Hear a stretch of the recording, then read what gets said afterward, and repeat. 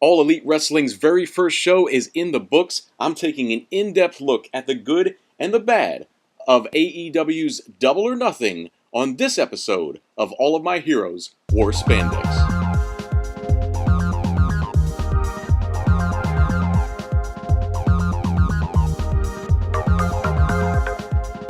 And hello again, everyone. This is Travis Bukowski for episode 2 of All of My Heroes Wore Spandex. Well, ladies and gentlemen, thank you for listening. And I just want to say, first off, this episode, obviously, is not going to be about anything from years past or anything like that, but instead it's going to be about something brand new. Just a few days ago, All Elite Wrestling finally had their very first show. And I think overall the reviews are very, very positive. So I just wanted to take a little bit of a closer, in-depth look at some of the things I really liked and some of the things I actually didn't from AEW's very first show in Las Vegas. So let's get right into it. You know, this whole thing started off in a preview show with a 21-man casino battle royal. The winner, of course, goes on to take on the winner of the main event that night, which was Jericho versus Omega. The winner of that would go on to, face the winner of the Battle Royal for the AEW title in a few months. Apparently that will happen at the end of August at another big show, but we'll talk about that a little bit later. Anyway, Hangman Adam Page wound up being the final participant in that Battle Royal, and at the very end defeated MJF, putting him over the top rope to win that title shot. Honestly, overall, this Battle Royal wasn't my favorite Battle Royal of all time, and I'm really, really glad that it was on the preview show. And I'm not trying to put it down whatsoever. I'm just saying that I think there were better matches that night. And I really love the fact that they knew that, and that this was on the preview show. And I think overall, this entire card, all 8 matches, or all 9 matches, I should say, it really built on each other. And they started slow and built up and built up and built up. And I think they did it the right way. But the only surprises in that Battle Royal actually were Tommy Dreamer. Seeing Tommy in that was a little bit of a surprise. Not too surprising, but he was never announced for it as far as I know.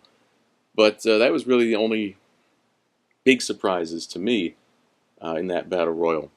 Second match, Kip Sabian, Sammy Guevara. It was okay. It was an okay match. It's pretty much what you would expect. A lot of flips, a lot of back and forth, a lot of high-flying moves. Wasn't that bad. But again, he started building. And finally, the first match of the actual pay-per-view, a 6-man tag match. SoCal Uncensored taking on the Strong Hearts from Oriental Wrestling Entertainment. This was a great match. It went longer, a little more than 13 minutes. Really great match. A great match to really open up the real pay-per-view. I think the whole thing was great. It was really great. I can't say anything bad about anyone's performance in that one. The fourth match, the women's Fatal 4-Way. It became a Fatal 4-Way, of course, when Brandy Rhodes unveiled the fact that Awesome Kong was going to be added to this match. I think this match was kind of like the first 2 preview show matches. I don't think it was the best match on the card. It didn't really feel like a Fatal 4-Way for most of it. It was just one-on-one. There was a lot of Britt Baker against Kylie Ray in the ring, which I was okay with because I think they're definitely the more I don't want to say seasons because Awesome Kong obviously is a veteran, but I think those are the 2 that they're focusing on, AEW's focusing on in this match. And of course Britt Baker won, which I think was a good outcome. Overall, this match could have been on the preview show in my opinion, but still, it was early on in the card. It was okay, it built up. The next match, the Best Friends, Chuck Taylor, Trent Beretta against Angelico and Jack Evans. Now, this match, okay, it wasn't that bad. It was just okay to me as well. And there was some great moves, some great stuff going on. But to me, I think the most impactful thing I saw in this match was what happened at the end when a tag team known as the Super Smash Brothers appeared out of nowhere after the whole arena went black. Then it went black again, and a whole bunch of their minions joined them, and it was crazy. It's something I never really saw before in the business on a pay-per-view. It was very unexpected. People didn't know who they were. A lot of confusion. I loved it. I thought that was a really cool thing. I really enjoyed that. And then this is where, in my opinion, we started really ramping up this show, was the next match. The 6 women tag match. All of these women from Japan, the main one being Aja Kong. It was great seeing her again. I think this match was awesome. Some of the stuff she did was amazing. She threw an amazing, what looked like a head and arm Tazplex during the match and dropped one of them on their head. That was amazing. If you guys didn't see this match, you got to check it out. This was a great one. I totally 100% endorse it. But the last 3 matches on the card, to me, were really the main events and were the reason I wanted to see this entire show. The Battle of the Rhodes Brothers, Cody and Dustin. I knew when this match was announced that it could have been very easily the match of the night. And I think in many ways, it kind of was. The emotion involved in this match is something you really couldn't replicate in another match. The emotion was there. The emotion was real. And it was a wonderful match. Very bloody match, which wasn't too surprising to me either. I kind of expected that. But I was very, very caught up in this match. 5-star match for sure. And I was really interested in seeing how it was going to end. Of course, it ended on a good note. And apparently these guys are now going to team again coming up at a show in Jacksonville, Fight for the Fallen, which I believe is in July. So that'll be interesting. But Cody versus Dustin was a great, great match. And dare I say, worth the price of admission alone. The next match for the AAA Tag Team titles. The Young Bucks took on the Lucha Brothers. And let me tell you, seeing brother tag teams is amazing. Seeing brother tag teams is a very fun thing because the chemistry they have is unlike other teams out there. And these are 2 sets of brothers facing each other. We've seen these 2 teams face each other before, but it didn't matter. We knew they were going to have an awesome, awesome match and a nearly 25-minute matchup. The Young Bucks retained the belts. What can we say about this match? Another 5-star match. There were moves left and right that I couldn't even begin to try and describe to you. You have to see them on video. You have to see this show. You have to see this match. And I just remember, I think, the most vivid memory for me of this whole thing, this whole match, was seeing Pentagon Jr.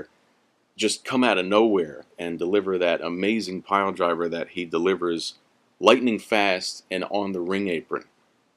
That was just crazy. So there were some amazing, amazing spots there, and that was worth also the price of admission. And then, of course, finally, match number 9, the main event. Again, this is the match everyone wanted to see. Chris Jericho, Kenny Omega. We've seen these guys go against each other before in Japan. We saw a bit of a run-in at All In. We saw a run-in, what was it, about a month ago, I think, somewhere in Georgia. These guys have been wrestling each other for a couple of years now. And the rivalry just keeps on growing, which is really, really awesome, I think.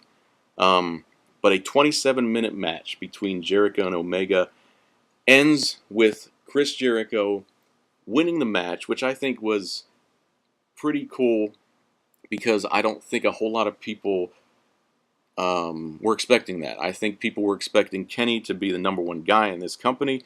I think they were expecting him to just right away win everything, win the title, be the first ever champion, and then boom. But Jericho put that all to bed really quickly, and that was that. Which means he's going to be facing Hangman Adam Page at All Out on August 31st in Chicago, which should be a very interesting match to say the least. Now I want to take a little bit of a closer look at what I was saying about the good and the bad and the surprises. First off, the surprises. The surprises were obvious. People who showed up that we weren't expecting. Tommy Dreamer, like I mentioned earlier. Awesome Kong.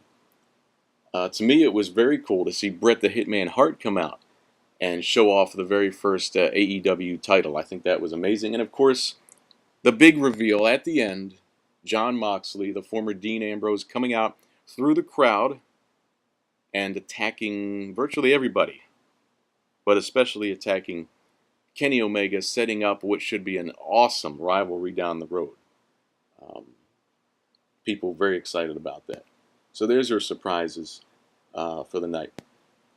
Now to the good. There's a lot of good here. This thing lasted several hours. What was it? Some 4+ hours overall with the preview show. There's a lot of good things here to talk about. Mainly, the first ones I want to talk about are things that are good that you will not be seeing in WWE that you're going to see in All Elite Wrestling, and they showed that right away at their very first show. Namely, 3 things: blood, pile drivers, and pyro. You won't see any of these 3 things in WWE anymore. They don't use any pyro anymore. They don't allow pile drivers. They don't allow choke slams, other moves, and of course blood. They don't allow blading. I think all 3 of these things are good for the business, and especially blood and pile drivers belong in wrestling. They've always been in wrestling, and they always should be. So I think it was awesome to see. I think that the set, the stage, the presentation of the show overall was absolutely top-notch. I think it looked better than anything WWE could do today. The camera shots, the zooms. I loved seeing the crowd reaction from people, and there was a lot of that, but it didn't get old, because when they took it, it was the right time. And I think that they really know what they're doing. It just had a really great professional look, and I really enjoyed how it looked. It was amazing. A 3-person announce team. I think that's important because it gives people a break. It's not just 2 back and forth tag teaming like 2 anchors on a news set. It's 3. So you can really get a good rotation and give people a break. I know that, JR is a legend, but he can use a break sometimes. But I think a 3-person announce team is the way to go. But I'll talk more about that in a little bit. And then the last thing I want to mention that I thought was good was one guy. 3 letters, MJF. This guy can get heat big time. And this guy is relatively new. I watch him in Major League Wrestling as well, but this guy really gets some great heat, and he really did on this show. He really did early on in the show at the beginning, and then he came out again during the belt presentation. I think MJF is very entertaining, and just the fact that he can get that much heat and get the people riled up the way he does, he's gonna go far. He really is. So that was a great thing. Now I want to talk about the not so great things, what I considered the bad, and there's not a lot of that. There's not a lot. I think the most glaring thing to me that I saw that was quote-unquote bad for this show, and mind you, this is very easily fixed and can be addressed, but the beginning had some awkwardness. The quick little vignette with the librarians was a little hard to watch. I don't know about that. That was a little strange. And the fact that started it off and set the tone and is like, oh, is this how it's going to be all night? I hope not. The other thing I think, and I hate to say this, but Alex Marvez on the mic, one of the 3 commentators with Excalibur and Jim Ross, Alex Marvez, I had a hard time hearing him for the entire show. I had a hard time. He just was, I don't know what it was. He just talked softer than the rest of them. I don't know, but had a hard time hearing him. I know he made some mistakes on the mic as well. That's fine. I can overlook that, but I really had a hard time hearing him, so it was annoying whenever he talked. It really was. he seemed a lot softer than the rest of them. I don't know why that was. I have no idea. And then the only other thing that I can really mention, really, for the show was, they directed everybody to come and watch the preview show at 7 o'clock on the AEW YouTube channel. And for some reason, it didn't work. So the preview show wound up being on TNT's YouTube channel, which was fine. And the majority of us, I think, found it pretty quickly. But not having that on there was a bit strange, because I think a lot of people went to it. I mean, at one point I was on it, and I think there were upwards of 10,000 people on a non-existent stream waiting for one to start on AEW's YouTube. I go to TNT's YouTube, and at one point they had more than 70,000 people watching their free hour preview shows. So that's just little things. Those are just very little things. And speaking of little things, that's what I want to talk about finally here. Little things. Very little things. But little things that I want to mention, because I think these little things can make a big, big difference.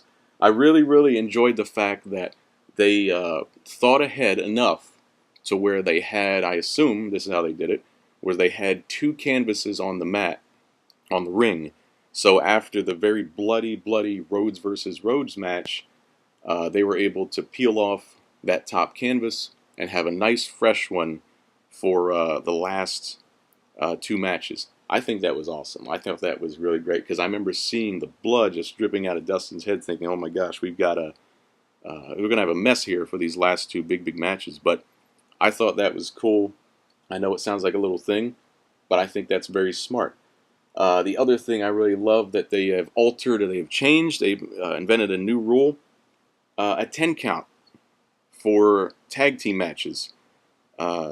No longer, all this time it's always been 5 count, get the other guy out, or you get disqualified. It's now a 10 count. I think that's really important, because it shows that they're looking at tag team wrestling and how important it is, and how important it is to see double team moves and actual tag team moves in actual tag team matches, instead of just having 2 guys against 2 guys who wrestle, separately, like it was 2 one-on-one matches. Now with this 10 count rule instead of 5, it gives them double the amount of time to do all of these moves, these amazing moves that I know people like the Young Bucks and all of them are going to be doing. So I really applaud that. I love that. And then the only other thing I want to mention here before I wrap this up is the fact that I would have liked to have seen an actual tournament to crown the first ever AEW champion. I'm a big fan of tournaments. I hope they do one for the tag titles and some of the other belts they're going to unveil, but just having, one match, okay, the main event, these are the 2 best guys we got, and then the winner of a battle royal later, we're going to crown the champion. I would have liked to seen at least an 8-man tournament to crown the first ever champion. I think tournaments are a great way to tell a story, show who's really tough, give a title to someone who really deserves it, and people will get behind someone if they see them, grueling, going through, a grueling encounter after encounter and all that, like you would see in a tournament. But I would like to have seen that. I thought, I was a little surprised that that's how they're going to crown their first champion. But you know what? Just like I saw someone write on Twitter, you don't have to like every single thing that a company does. But I think overall, this show was amazing. 5-star show, better than anything else going on right now. They really worked hard on it, and it shows. And I think they deserve a ton of credit. Wonderful, wonderful show. And I can't wait to see their next one. But anyway, I'm going to wrap this up right here. But again, as I always want to do, to everyone out there listening, thank you so much. I can't thank you enough. But for everyone out there, I also want your input. I want to know what you think, what you want me to talk about, what we can discuss. So you can email me at allofmyheroeswarspandex@yahoo.com. Tell me what you think. Tell me what you want me to talk about, what you want to hear on this show in an upcoming episode. But anyway, it's been fun talking about AEW, and hope you enjoyed this episode. Have fun, everybody.